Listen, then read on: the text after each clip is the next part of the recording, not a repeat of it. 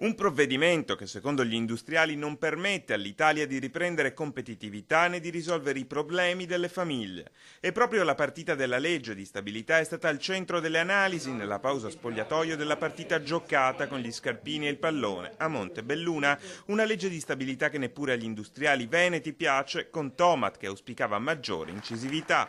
Grandi manovre ma non grande sostanza, e quindi diciamo che il passo da prendere è sicuramente molto più incisivo, molto più importante. La politica si sta tardando a trovare degli equilibri che sono ancora distanti dalle esigenze e dalle necessità del Paese. Parole alle quali fanno eco quelle del suo avversario sul campo ma collega manager Renzo Rosso. È un peccato secondo me vedere così tanta creatività, così tanto ben di Dio che poi venga somministrato così con molto pressapochismo. Il senso comune della gente anche si renda conto di come ci si attardi a parlare molto di cose che sono distanti dai problemi che dobbiamo affrontare ogni giorno. La gente ormai sente la politica distante, spiegano a due voci nei panni degli attaccanti Tomat e Rosso. Bisognerebbe avere il coraggio di fare un bel cambio radicale, perché ormai sempre le stesse persone e i giochi, non è che cambiando una persona, mettendo uno o un altro possa cambiare qualcosa, è proprio il sistema che va cambiato. A chiudere alle critiche l'esponente del PD, il sottosegretario Baretta, che difende il provvedimento. Decidiamo su quali punti vogliamo rafforzare, ma discutiamo anche dove troviamo le risorse. Del resto, incalza l'esponente di governo, eravamo fermi e questo è sicuramente un provvedimento di rilancio. Comprensibili richieste.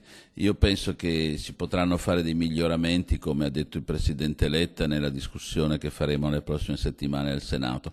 Bisogna però decidere dove concentrare le risorse.